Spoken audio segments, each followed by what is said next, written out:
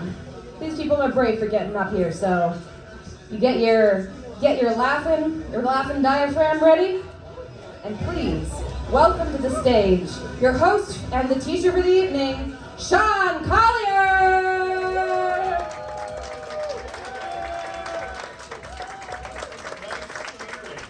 People cheering and everything. How's everybody feeling on this Monday evening? That's great. Thank you so much. It was one thing to tell your friends, sure, I'll come to your show. And then to go out in pitch blackness at 5:02 p.m., 21 degrees, just devastating Pittsburgh winter, and actually show up here. You know how many people? 387 people bought tickets. Only you guys actually left the house. So give yourselves a round of applause for being here to support. So nice of you. Thank you so much for joining us. My name is Sean Collier. I was privileged to teach this session of, that thing is going up. Look at that. Isn't that nice? I was privileged to teach this session of stand-up here at Arcade. And for a long time, I didn't think that that's something that I could do. I didn't know if I was qualified. I didn't know, what I would offer to anybody. And so when Robin called, there's Robin right there. She's shifting around the room, getting those latecomers in. Say hi, latecomers. We're glad you're here anyway. Robin is the Arcade Academy director, by the way. She is holding this whole thing. Without Robin, the building would fall into the ground like that bus did a few years ago. Robin alone keeps it aloft. So give Robin a round of applause as well. That's right.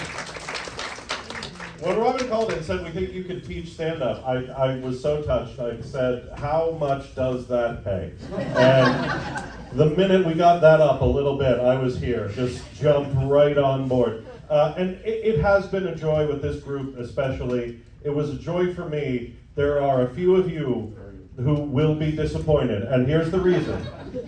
Because I know that there are a few people in this room that are here because they're pretty sure their friends will fail. I know, there's a few of you who have been saying for 2 months, can you believe they've never said a funny thing in their life. They're gonna do stand-up, we are going just to see. And I can tell you, none of them suck. There is not a single one of them back there who is not okay, at least okay at this, and probably better than okay. So if you are here hoping for failure, you are not gonna find it. You are going to find really talented people who have just started doing this, just stepped onto this stage for the first time 8 weeks ago, and have worked so hard and come so far to do that. So the last thing I'm going to tell you before we get going is I need you to cheer a lot. And that's, I've seen plenty of mediocre touring musicals at the Benedum where I'm like cupping my fruit snacks, which cost $7, cupping my fruit, so the clapping is like that. No, don't do that. You're gonna clap very enthusiastic. I know you will for your friend, the person who you're here to see. Please bring that energy to everyone that you see tonight because they all worked so hard. Is everyone okay with that? Does everyone accept that assignment? Because I'm going to be here. I'm going to see if you don't. It's going to happen for the first time in like 15 seconds. So please prove that you're serious about your important clapping duties. And do so in welcoming our first comic of the night. Please welcome Sydney Stevenson, everybody.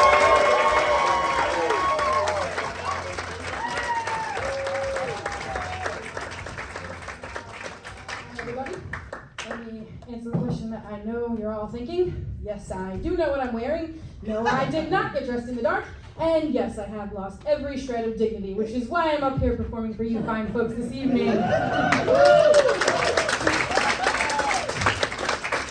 So, as I'm sure you could all tell already, I'm autistic, because we all know that you can tell someone's autistic just by looking at them, am I right?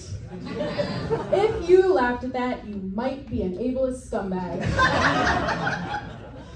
The first thing that people notice about me is my lack of eye contact. I can make eye contact, but you don't want me to, because it's going to be real awkward for both of us. You've heard of resting bitch face? Well, I have resting autistic face.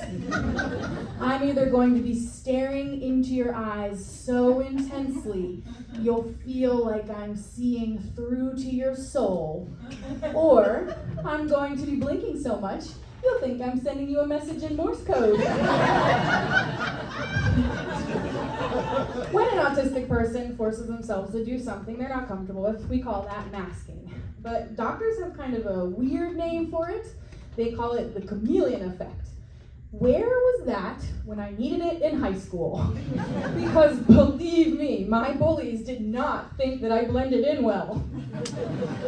How cool would it be if that was a real thing though? Can you imagine? I'd be using that to get out of shit all the time. I'm not here. You don't see me right now.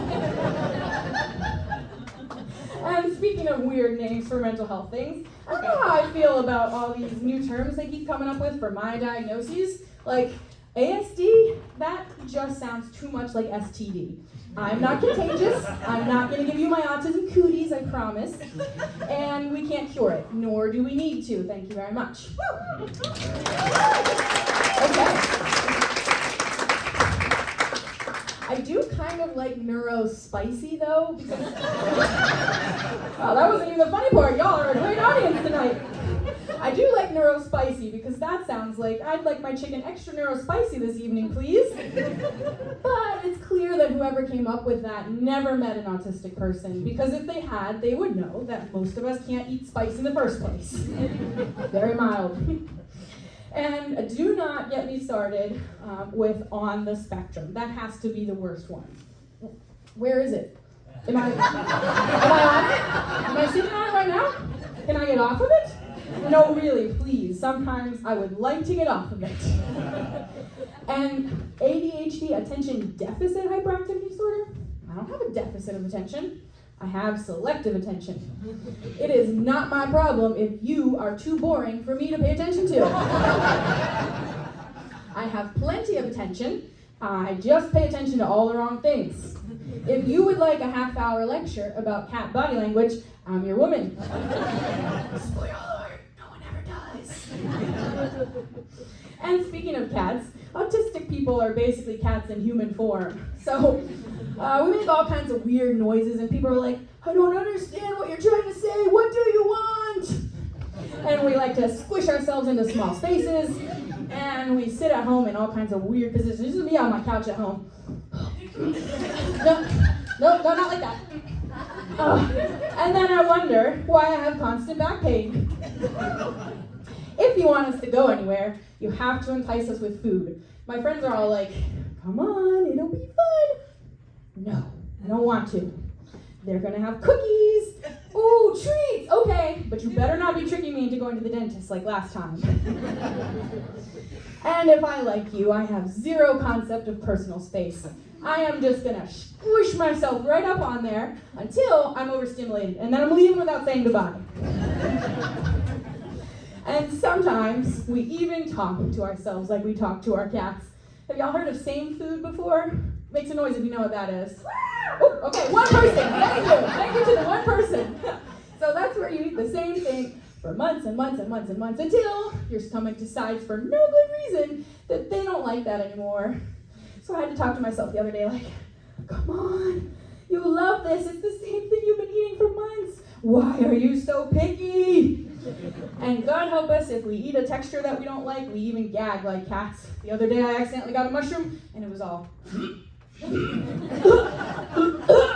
I had to be like, no, I just cleaned that, no.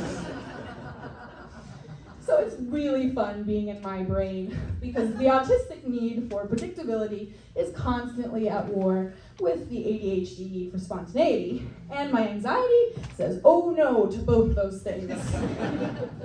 In addition to being autistic and ADHD, I also have trauma because who doesn't these days? And I have a master's degree in professional counseling. So I guess that you could say that makes me Sydney Stevenson, MS, NCC, LPC, ASD, ADHD, PTSD. I have so many letters after my name that you might as well call me Chicka Chicka Boom Boom. Will there be enough room? Not on my business card. And that's my time, folks.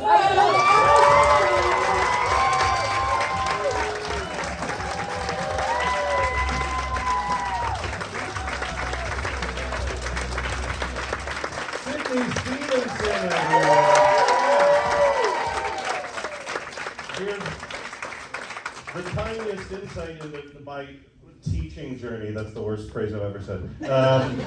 I realized after a couple of sessions that, it's stand-up, and stand-ups, we're lazy. So like generally everyone would take a turn and then we would go home regardless of what time it was. And then I sat in on one of the improv classes and the improv teacher said, "Who wants to go again?" And people went again. And I was like, oh my God, they might want to do more. So I started asking that question. Sydney is the only person that has ever said yes. And look how great it made it. It's so good. Gonna keep it rolling. Like I said, everyone in this class I'm really happy to bring out and introduce to you tonight. Next, please give it up for Paul Fariga, ladies and gentlemen.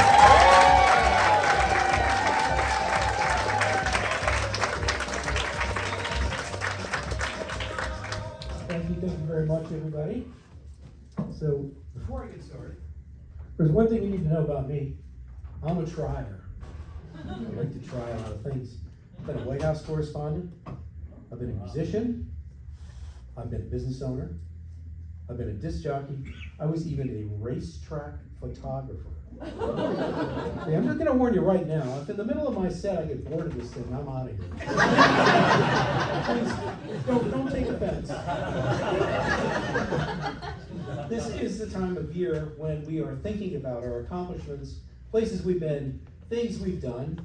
I know, I've celebrated a few big personal milestones myself recently. The first and most important of these is an anniversary with my wife. Thank you. All credit to her, she's in the audience somewhere taking notes. It's a big number. There's no 5s in it, and there's no 0s. Well, sometimes she puts me in that category. 42 years. So, how does a guy like me stay married for 42 years? By routinely practicing the two most important safe words I learned early in my marriage. Yes, dear. So, I told my wife we could go anywhere she wanted to celebrate our anniversary, and she chose a long weekend in New York City. And after a little bit of begging and pleading, she said I could come with her. Yeah, there were 50,000 people there to celebrate with us. Well, that's not true. They were there to run the New York City Marathon. Yeah, so all weekend long, people are asking me, are you here to run the marathon? Now, look, folks, I like myself, but am I in marathon shape? Come on. I'm at that age where slip-on running shoes are not a fashion statement, they're a requirement. What is it about marathons that causes people to dress up in the most ridiculous outfits just because they're athletes? Right? Now, some of those outfits are revealing of those who shouldn't be in the race. I saw this one guy in our hotel. I just wanted to run up to him and say, buddy, let me call the ambulance now. You're not going to make it. I was fascinated by the story of one guy who barely made it. You know they give medals to the marathon winners. Did you know they recognize the last person to finish the race? Yeah. The final finisher, officially, in the New York City Marathon this year, number 51,258. It took him 8 hours and 43 minutes. Now the winner took 2 hours and 5 minutes. So what I want to know is, what is this guy doing for more than 6 hours? So let's imagine for a moment. Now, the first neighborhood for the race is Brooklyn. So I'm thinking maybe a Park Slope bagel, maybe a famous hot dog, a slice of pizza. Then it's on to Queens. Maybe some fabulous Greek pastry. Maybe some halal food from a street cart. Maybe some more pizza.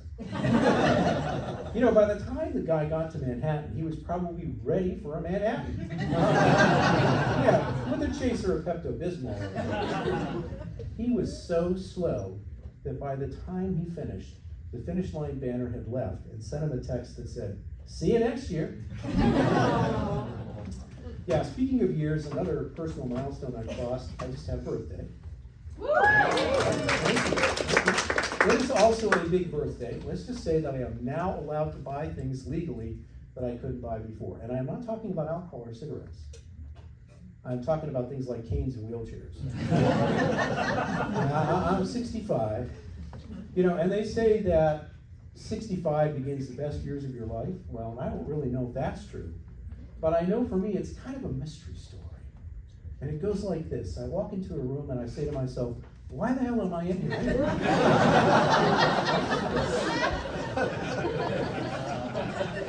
Folks, getting lucky at my age means walking into a room and remembering why you're in there. Now, there are some good things about turning 65. They say that is the time in your life when you start forgetting all the terrible jokes you've told in your life. Wait a minute. Did I tell that one? Thank you very much. That's my time.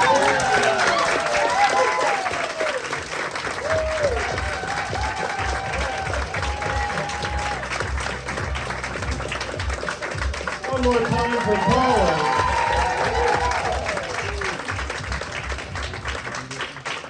Paul is my boss is in my day job at Pittsburgh Magazine, the publisher of Pittsburgh Magazine. Paul is her former boss. He is like two bosses above. He is my mega boss. So I did not criticize him once. Never happened. No, we're not critical, we're constructive. It gets critical, a little bit. Coming to the stage next, please give it up for Angela Sorovic. Welcome, Angela.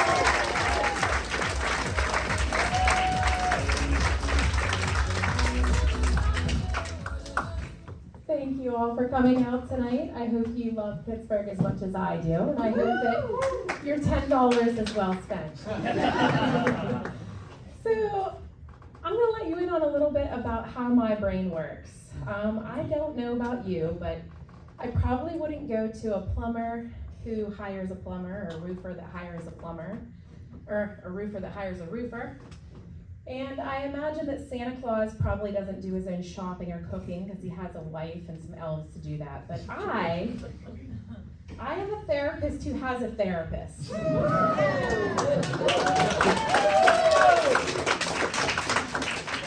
And the reason, I think, one of the reasons is because my longest romantic relationship is with Comcast. Thank you, Hallmark Christmas movies. And I'm going to enlighten you on one of my most recent sessions with my dear therapist, God bless her. Recently I was sitting on the toilet, as one does, while I was pooping. As one does. And I noticed that on the box of the tampons, it says, if you have questions or concerns, you can call 1-800-STUFF-YOUR-COOCH. So, I have many questions and concerns because my mind is not often shut off. So I called. And the conversation went a little bit like this. Hello, this is Maria Gonzalez from 1-800-STUFF-YOUR-COOCH. Thank you for being a loyal customer. How can I help you today? Well, Maria, I have some very serious concerns. I'm so sorry, Angela, you have concerns. What are your concerns? You don't make a product big enough for my hole. Oh, Angela, I'm so sorry. If it makes you feel any better at all, you are not the only person who called with this same problem today. That was very validating for a therapist, and I really did appreciate that. I have to be honest with all of you. And then she proceeded to tell me that they were taking my concern very seriously. She had escalated to the management team, and they appreciated my service. And as the conversation went on, I thought, Maria, I think you've made me feel better than the last 10 years of therapy. And I asked her if she'd be willing to consider being my next therapist. She politely declined, however, she did enlighten me that now that she's aware of the size of my hole, and she has this very lovely son, his name is Jose, and if I was not busy for the new year, I was welcome to join her and her family. So, of course, I did what any sane therapist would do, and I booked a flight right away. And you know what I'm going to be doing for New Year's. And I guess the moral of the story is you never know when you're going to meet your new best friend. Thank you, that was my time.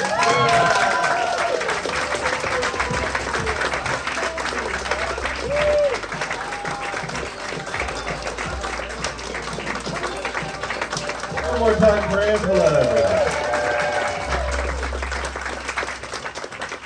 I should mention, as you're watching, that you too can do this. You can sign up at arcadecomedytheater.com for classes in sketch, in improv, in stand-up comedy. And it's, what, December 11th? Great gift idea. Send someone else to do this. Right, correct. Make sure they want to. Like, this is not a surprise gift. This is, do you think you would? And failing that, at least picture that person saying, your product won't fit in my hole. If they seem natural in your head saying that, they probably do well. So send them to take the class. No, so many great classes. It's a great experience. You get a class show at the end of it. So please, if you like it, if you like what you see tonight, come and join us, okay? Yeah, or make someone else. Either way. Take some of your money and put it into this business. That's what we're saying. Come to the stage next. Give it up for Jeff Iovino. Give it up for Jeff.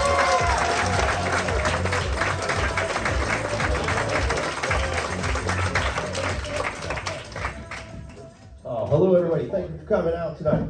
My name is Jeff Iovino, and a little bit about me.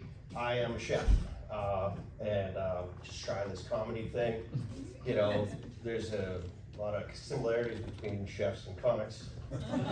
Mostly we're narcissists. You know about the narcissist chef? No, you haven't, because it's not good enough. So, that's that. I tell you, this is a little bit of pressure to do this. And I don't know if you know this, Billie Jean King, she wrote a book. It's called Privilege is Pressure. I'll tell you something right now, there's a lot of people feeling a whole lot of privilege back there. Yeah.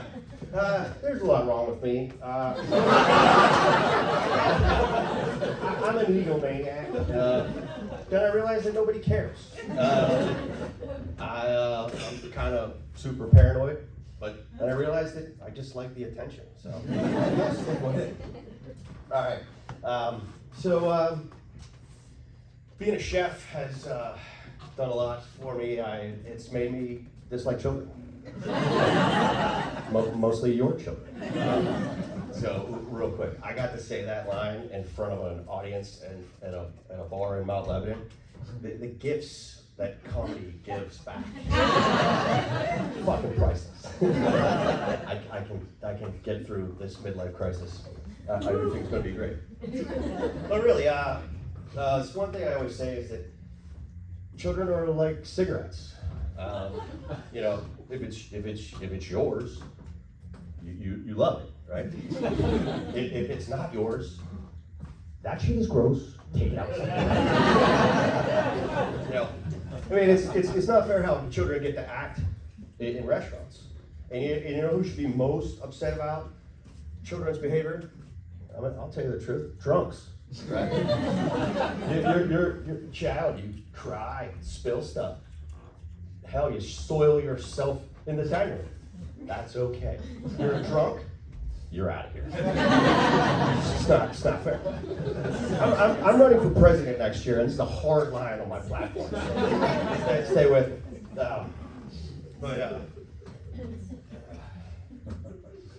But maybe I'm too hard on children.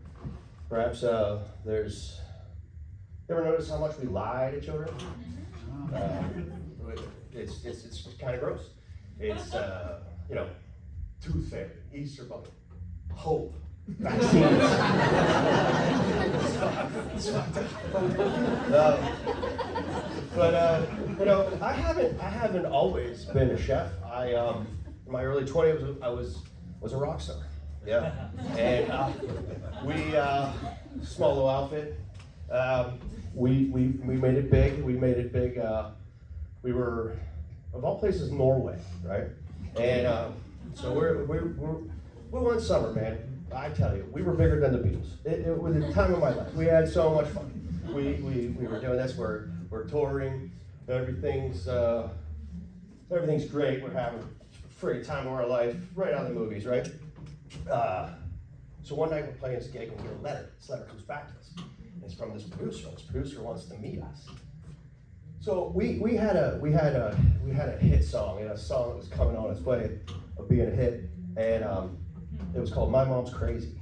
And so we get this letter, and it's a meeting, and we're in Norway, right? And so who'd have known that Randy Jackson has an office in Norway? You guys remember Randy Jackson? Yeah, dog, very kind of thing. So Randy Jackson, he buys our song. He buys our song for $200,000. And you know what it is? Randy Jackson bought our song so he could kill it. And he says, boys, we're like, oh, say, when are we gonna start recording? He goes, no, I'm buying your song and I'm gonna kill it. I'm like, what's? He goes, I will not, and I quote, let your infectious jingle corrupt the minds of America. So I'm buying it and killing it. So maybe, maybe Randy Jackson was right. We should all be more like Randy Jackson and love our mamas. You know, your mom is the first person that takes care of your intake and your outtake. First minutes, days, hours of your life, and that's the first person where it gets respectful to. So, just remember one thing: be nice, be like Randy Jackson. Love your mama. Always be empathetic. And remember that kindness always matters. Thank you very much. My name is Jeff.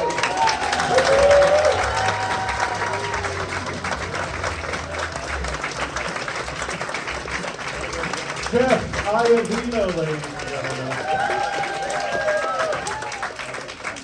I mispronounced his name. I want to make it Iovino. I want to over-pronunciate and over-Italian and, say it like I'm delivering a pizza. No, it's Iovino. And you know that because he runs Cafe Io, great restaurant. That's his place. And not only that, its satellite location is right there. Cafe Io does the drinks for Arcade Comedy Theater, so he's a big part of why you can get drunk here. That's his doing. And it's a true story. Like, normally we don't ask the students, like, is that true? Because you can make stuff up. It's stand-up. He was big in Norway, and Randy Jackson bought his song and killed it for mom-respecting reasons. That's mind-blowing. Has to share that story. These are the things you learn. And here, now learn some more from your next comic. You know him, you're already wearing his name on a sticker. Dick Singer, everybody. Give it up for Dick.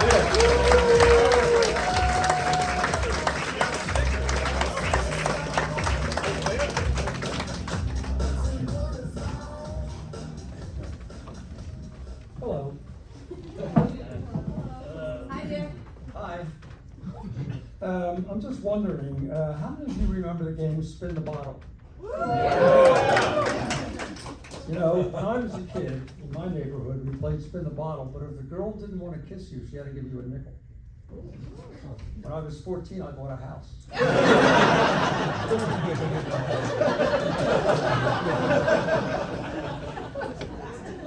So, speaking of houses, did you know that deer can read? Yeah, true, deer can read. Why else would they have these signs on the highway that says deer crossing? So picture it this way. Two deer are heading for the road, Mildred and Harold. And Mildred stops short at the road and says, Harold, we can't cross here. Well, why not, Mildred? After all, I'm a buck. I can cross anywhere I want. Well, no, there's no sign, Harold. Sign? What sign? The deer crossing sign. Oh, Christmas balls, I forgot about that. Now, if you don't believe me, when was the last time you were driving along and you saw a deer carcass within 50 feet of a deer crossing sign? Speaking of carcasses, I lost a couple of umbrellas in the last few weeks. And I did a little bit of research. And I found out that you lose 100% of the umbrellas that you buy. And in fact, every year there are 1 billion umbrellas lost globally. And that is the equivalent weight of 70,000 elephants. Now you ask yourself, what idiot figured that out? Wasn't me. But I pictured him doing it this way. I mean, this guy has to be a genius or something, but he goes to Google and he says, Google, what is the weight of 70,000 elephants? And Google says, about 1 billion umbrellas. You know, there's a superstition about umbrellas, true superstition, and that is, the superstition is, if you lose your umbrella, a surprise is coming your way. Well, no shit, Sherlock, you're gonna get wet.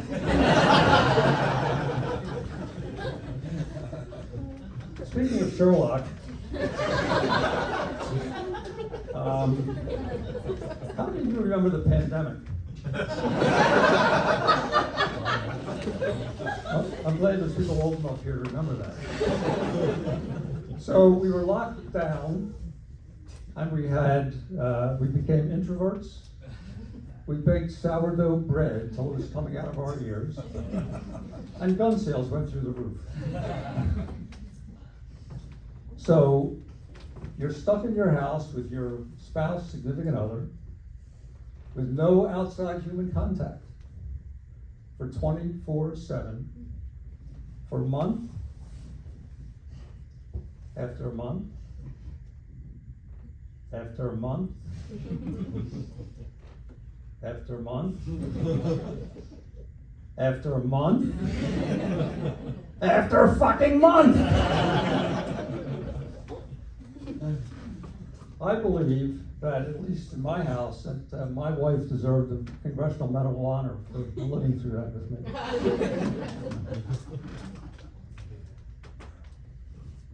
So the other thing, speaking of Medals of Honor, the other thing that we discovered during the pandemic was Zoom.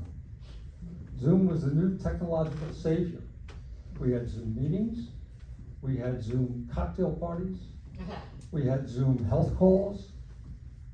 So I'm talking to my doctor on a Zoom health call, and he tells me to stick my own finger up my ass.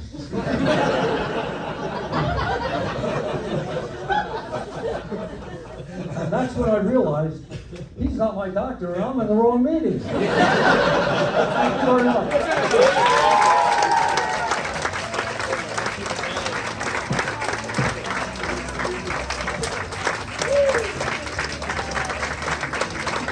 Everybody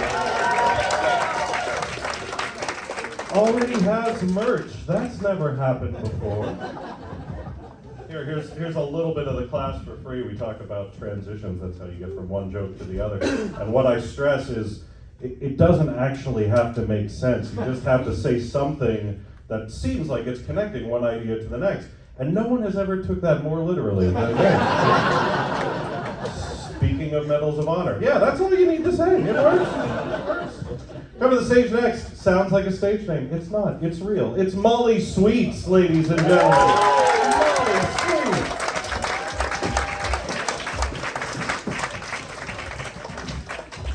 Hello, everybody. Hey, guys. My name is Molly, and I live in Pittsburgh. Hello. So full in here. Okay, hey, I moved here at an age that most would consider highly traumatic. It was. I moved here halfway through 11th grade. Oh, I know, it's terrible. 11th grade, yeah. So everyone says, was it traumatic? Was it traumatic? Well, it's not traumatic, and I'll tell you why. It's because halfway through 11th grade, I lived in an absolutely horrible place called Syracuse, New York. And not in the good part, not in SU. You all know SU, dumb dogs, dumb phone. Yeah. No, when you live in the inner city of Syracuse, New York, going to school in the morning is more like a Squid Game episode than actually learning anything. It's like, how do I get to the bathroom and not get slapped across the bathroom? So, halfway through 11th grade, sadly, when my dad came to me and said, hey, kiddo, how would you like to get those braces off your face? And move to a suburban Shangri-La called Mount Lebanon. Oh, in 1987, let me tell you what, it was Ferris Bueller's Wet Dream, okay? It was like, I am going to the fucking Mecca. I was in. God damn it, so was it traumatic? Absolutely not. What was very traumatic and unfortunate was my really bad accent. So I show up, full of vim and vigor and a very white smile, and I joined the field hockey team. I do not know how to play field hockey whatsoever, but I am in it for the kilts, and I'm there, and I am really trying to make friends.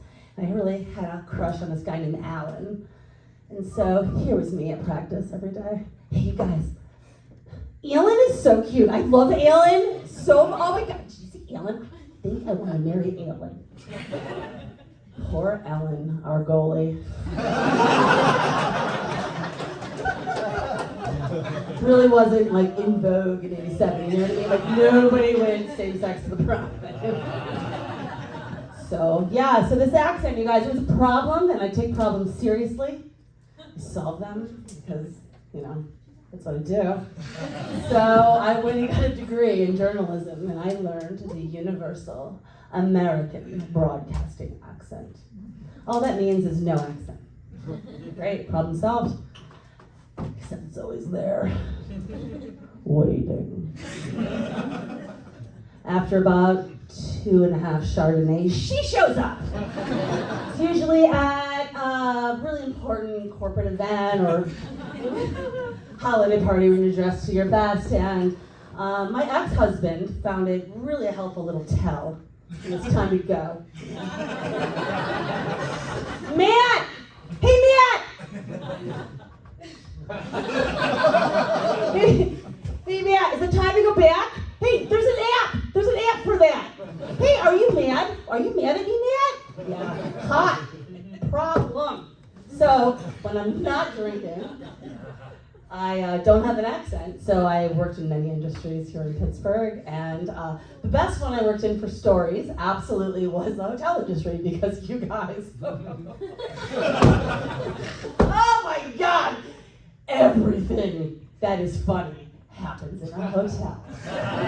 So there I was in Standup 101, filing through my Rolodex of security reports, which, by the way, they stopped sending to me. Anyway, I didn't need a security report. I remembered a story that is truly just a story because it is this memorable, and here it goes. And the reason I'm telling it to you is because it was that one time that I said the thing, later you walk away and you go, I should have said this. I should have said. And I said. So here it goes. Worked in an airport hotel, and I booked Joan Jett and the Blackhearts. Oh yeah, by the way, the entertainment industry, way more entertaining. So what was memorable was it was a very standard contract, a couple of rooms, a hospitality suite. Joan Jett, American legend, we all love her. I adored her, I had her 45. She is going to be in town. Great. What was memorable was her very elderly, gregariously well-dressed, but with a name, tour manager. His name was Tommy Neptune. Not sure if that was his God-given name, I doubt it. But it wasn't that his name was so memorable, because they all had memorable names. It was more the way he spoke. It was more of a yelling, forgive me if this gets loud, it's more of a yelling, I don't know what the accent was, and everybody had a nickname, and I was Molly O. And I was like, okay, Tommy, thanks so much for booking the 5 rooms. And I was sitting there, Mario! Let me tell you, kid, Jody is psyched! She is psyched to be working the airport corridor this weekend. I was like, that's great, Tommy. Just, I'm going to send over the contract. Everything will be, oh, don't forget the sex, drugs, and rock and roll clause. It's been a while since we've had that problem. It's just for you guys to understand, simple, like, damages clause. No problem. No problem. Tommy, you know, woo. Come back on Monday morning, and there is our security guard, Jerry, who is so old and so slow. I'm pretty sure he's God's cousin. He was moving fast. Like, Jerry was like,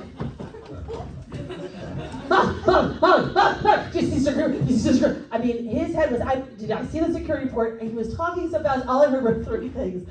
Broken glass, white powder, and blood. I couldn't get Tommy Neptune on the blower fast. I was like, Tommy, what is going on in the goddamn hospitality? Oh, Mario! Oh my God, this is so embarrassing. Okay, so Jody's old buddy, he used to play bass, showed up, tripped. He's on blood thinners, broke the mirror, a lot of blood. She got out the smelling salts. I'm like, whoa, so what I thought was a rock and roll situation is a geriatric situation.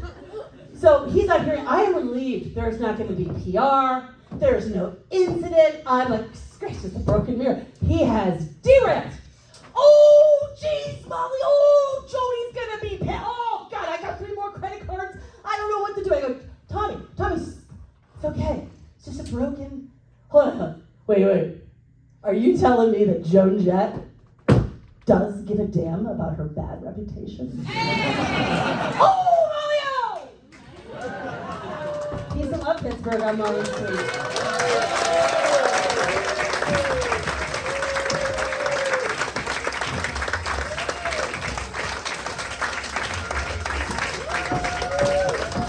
Molly Sweet, ladies and gentlemen.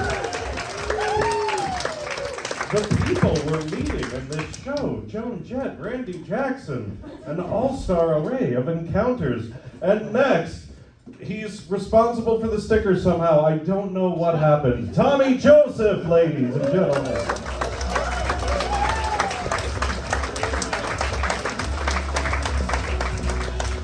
Hi, everybody. Thanks for coming. Thanks for having me. Hope you're having a great night. First things first, let's just get this out of the way. This shirt, complete bullshit. Apparently, if you spend enough money at the weed store, they give you one for free. So, which leads me to what I really want to talk about. Turns out I've learned that bad decisions lead to all the best stories in life. I mean, who hasn't woken up in the wrong state once or twice? Let me give you an example. One time, several years ago, college, I was drinking with a friend of mine named Steve, which is bad decision number 1. Steve's one of these people that can like eat anything and not get sick. Like literally would find a 4-day-old taco under the seat of his car and eat it and not even flinch. It was so bad we named him the GOAT, okay? That's what matters. Steve is named the GOAT. So I'm out drinking with Steve, and about 3 hours and 10 shots into it, Steve says, hey, let's do a round of tequila. Bad decision number 2. So the bartender, for whatever reason, pours us a whole glass of tequila, not a shot. We cheers, everybody else sips theirs. Me, because I'm stupid, I drink the whole thing. That's bad decision number 3, 4, 5. You can stop counting, because I don't remember anything after that. Next thing I remember, I wake up the next morning to my phone ringing. It's Steve. Hey man, can you come and get me? I'm like, sure, I guess. Where are you? I don't know. I'm underneath the bridge somewhere.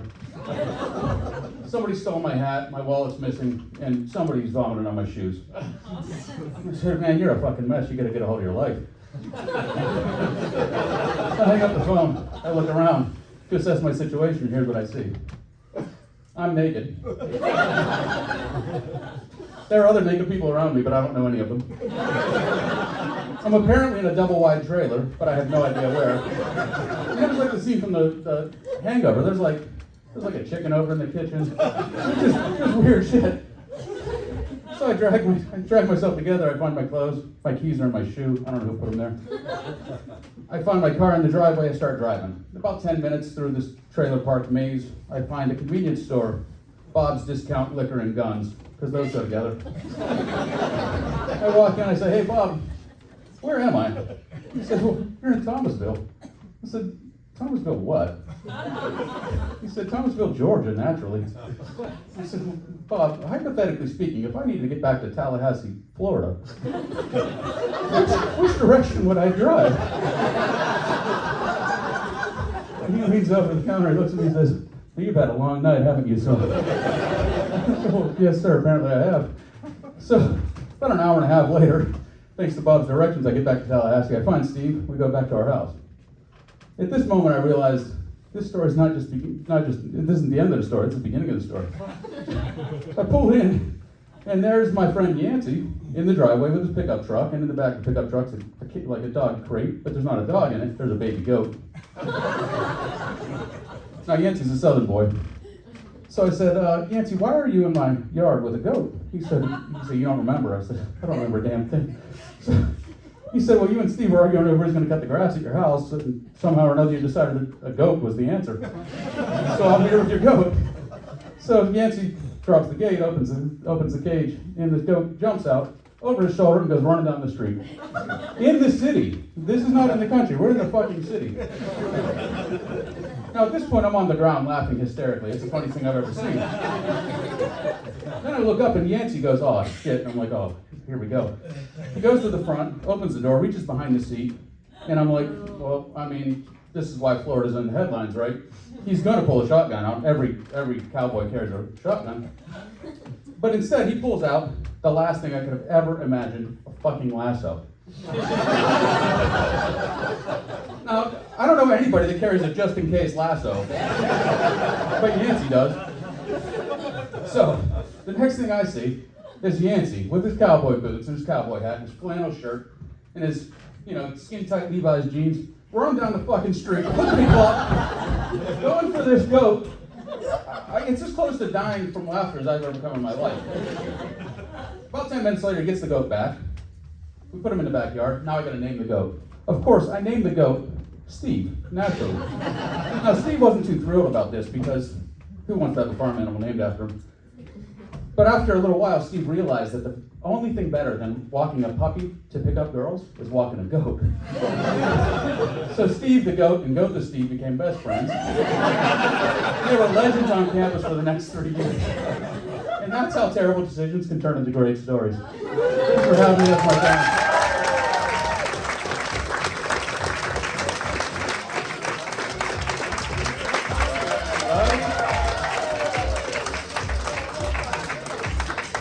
Tried to arrange a special appearance from the goat. We could not afford the goat. So, coming to the stage next, Mark Allen. Give it up for Mark Allen, everyone.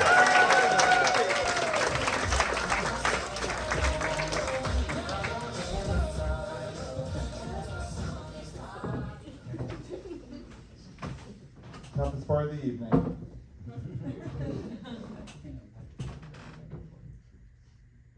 I'm a magnet for people who just want to randomly talk to me. I don't know. If you're ever out, suddenly in that just person in the grocery line suddenly wants to start telling you about their grandmother or whatever. I was in Target last week and this woman just turned to me and said, how big do you think 10 by 10 is?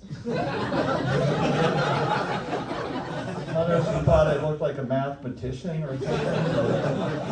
And so I said with my best educated guess, I'm like, I'm going to guess 10 by 10. I don't know, just crazy. I mean, some people just like, yeah, look and walk away. I don't know, I always take the bait. Like, I take the bait every time. Of course, anyone who knows me knows I'm a talker, so that's not really much of a surprise. But I was in the mall, and I was in the bathroom, and I'm doing the normal checkout ritual, the one we gotta get over here and you beg for the soap a little bit, and then you go over and you pray to the water guy, and I'm over here trying to do this, and then I move over, and I'm like, I can't get this, and this 10-year-old boy sneaks in, sticks under, gets his water out the door. I'm back over trying to figure out what he did. And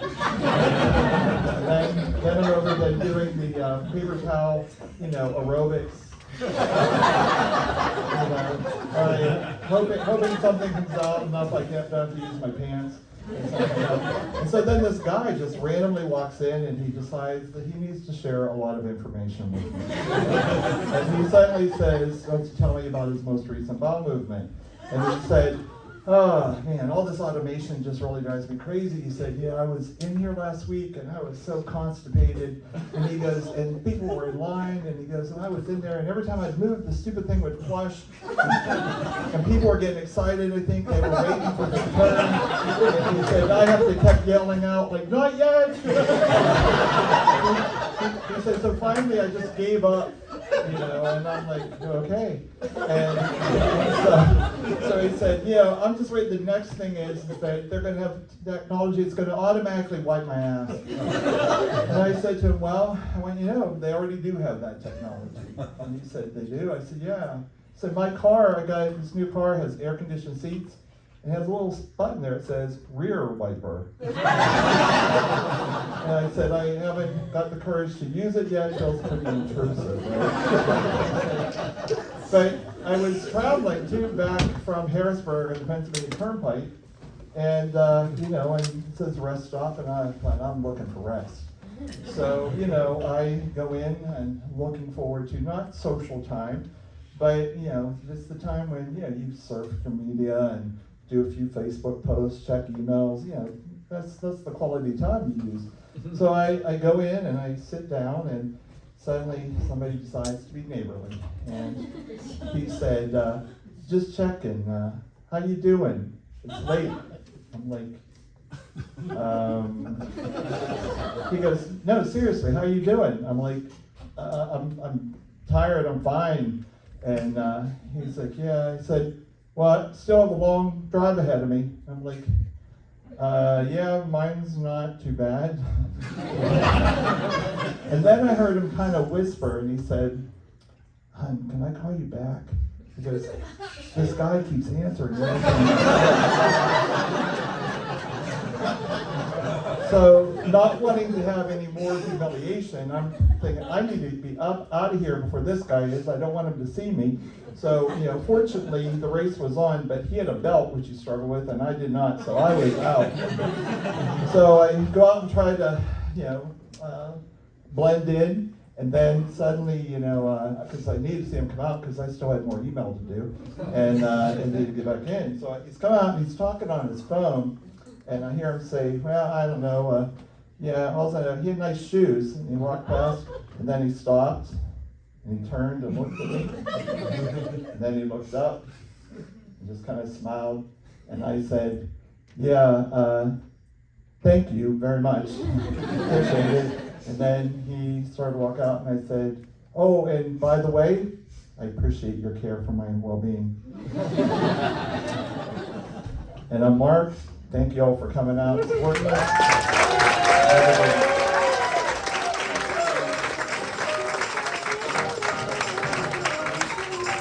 Mark Allen, everyone. Keep it going.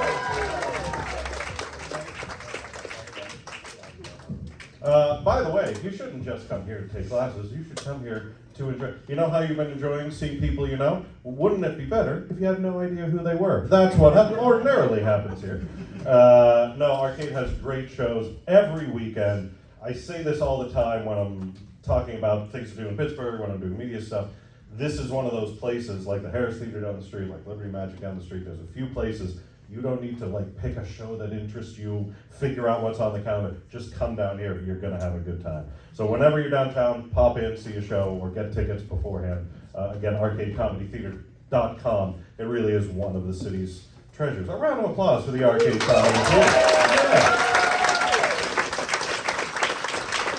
Two more great new comics for you to see. Coming to the stage, Robert DiDonato, who has a posse.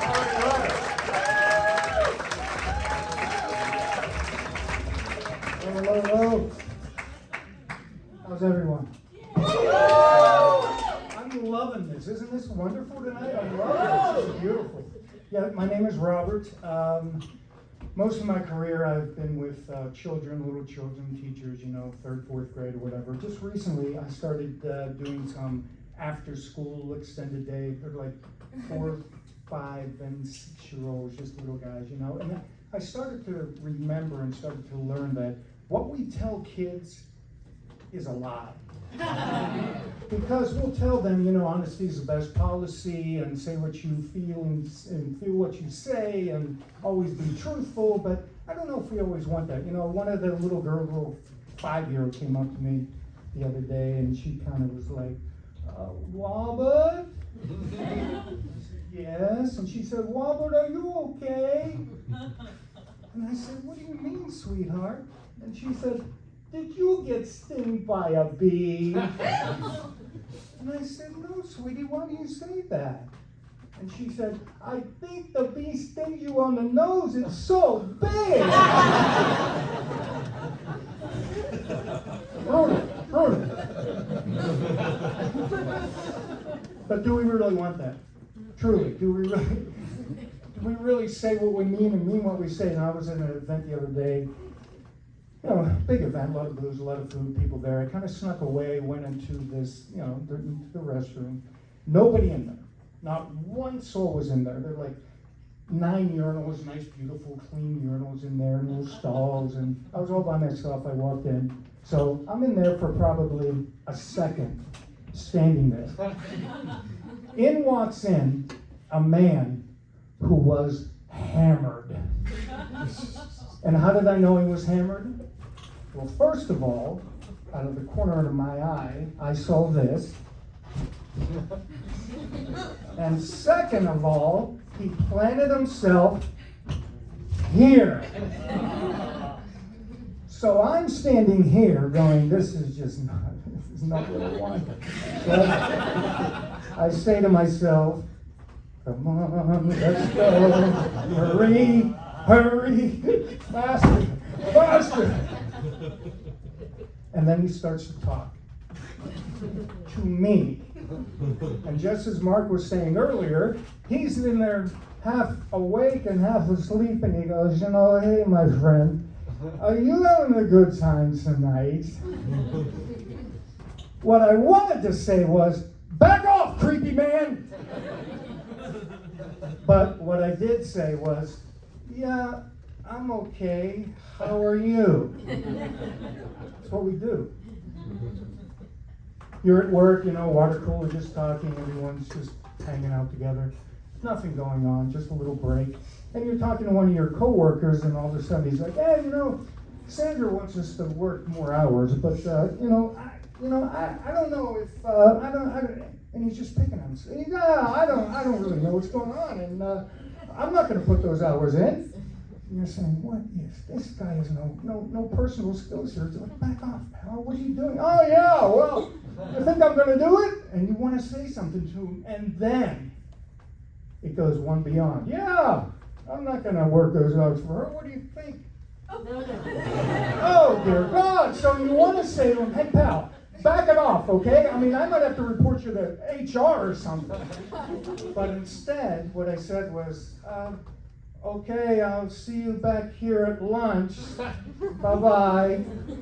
That's what we do. Coffee's a big thing, you know, standing in line for coffee. Once you're there, you're not getting out of the line. 10, 15, 20 minutes, you don't care. You're there. You're not moving. I'm standing in line, there's a guy in front of me, starts pulling out a hanky. And you go, oh God, here it comes. Please, pal, just like step out. We'll let you step back in, but step out, please. I don't want to.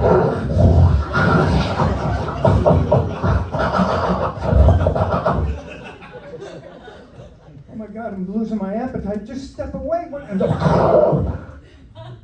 And then he proceeds to do this. You ever see this one? And he looks at it. And you're standing behind him and you're thinking, what is he thinking? He's like, kind of looks like a Jackson Pollock painting there. It's not too bad there. And you want to say to him, hey pal, listen, this is not show and tell, okay? But instead, I said, allergies? Just taking a walk around my neighborhood like I always do. And I thought, maybe put this to the test. I mean, should we really say what we believe? And anybody knows me, again, I love kids. I walk around, and if I would see a young mother, you know, strolling for a baby or grandparents with a baby or something, I would inevitably go up and say, "Can I take a look?" And they always say yes or whatever. But so you go up and say, "Just a little peek, please." And they say, "Sure, go ahead." So go in there and open it up and go, "Oh my God, he is not cute at all." Oh my God, matter of fact, come on, Mom, he's kind of homely, don't you think? Looks like a little mole right there. Hi, Lena, you're not cute. You're not cute at all, baby. Look away. Go ahead, look away from me. Let's play a game. Peek-a-ooh. Peek-a-ooh. That's my time. Thank you very much.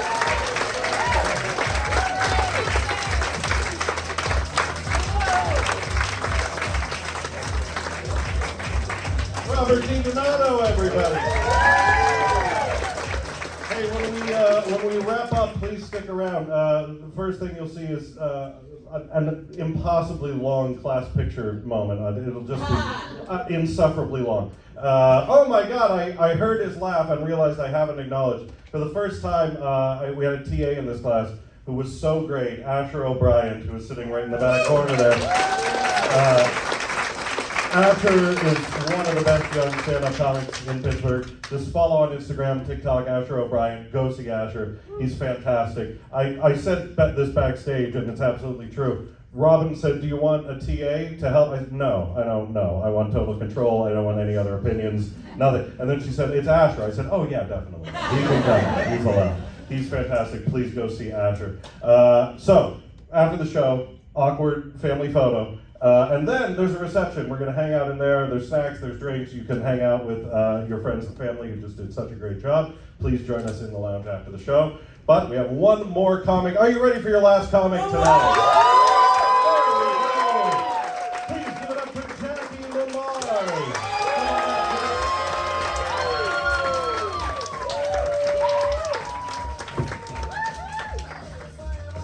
Hello, everybody.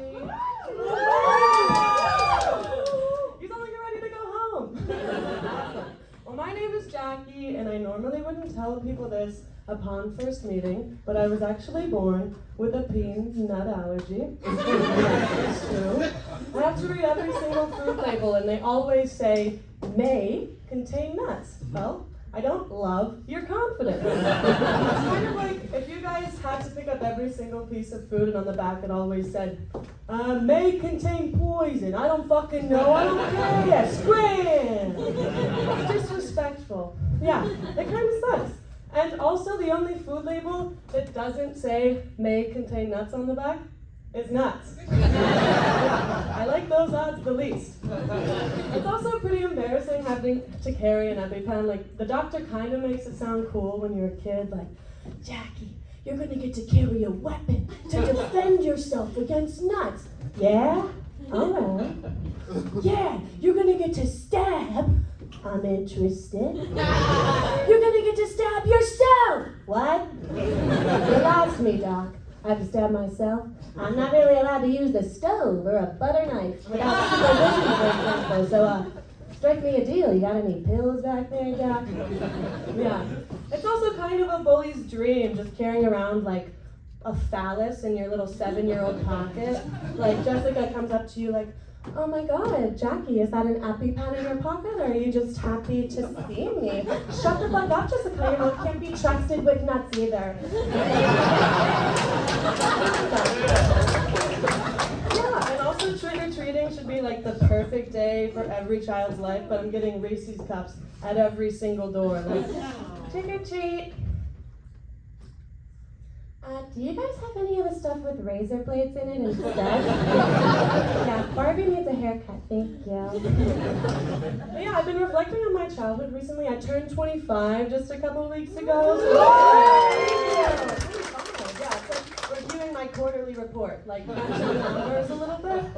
And I realized that I got my first phone whenever I was 9, so that's before I learned multiplication tables in 3rd grade. So you can kind of think of it as like, I downloaded Foursquare before I knew 4 squared. And now I still don't because I can bring my phone with me everywhere and my phone knows 4 squared. We get around like that.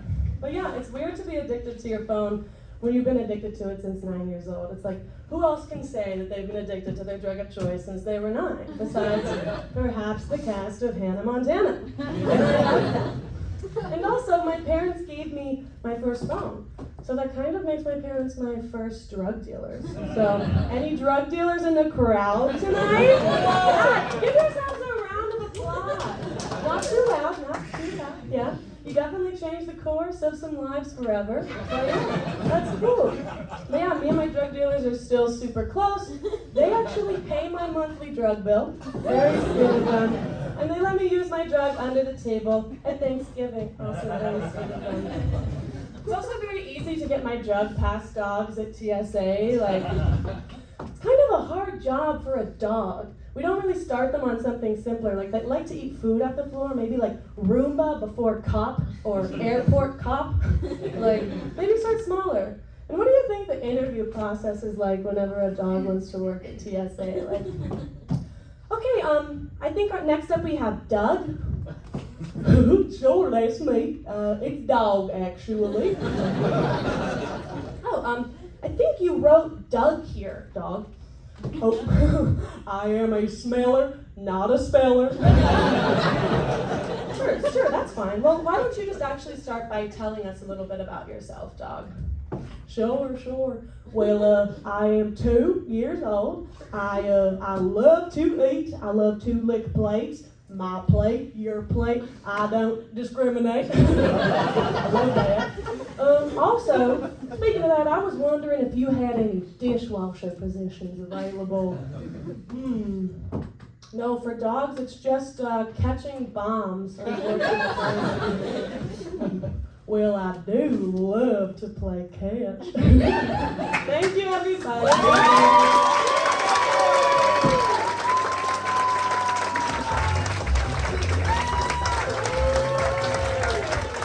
Jackie Lamar's and Doug the Dog, everyone. Keep it going for everyone you saw tonight. Come on out. Please, come on and sing. 1, 2, 3, 4, 5, 6, keep clapping, 6, 7, 8, 9. That feels like all of them. A big round of applause for everyone tonight.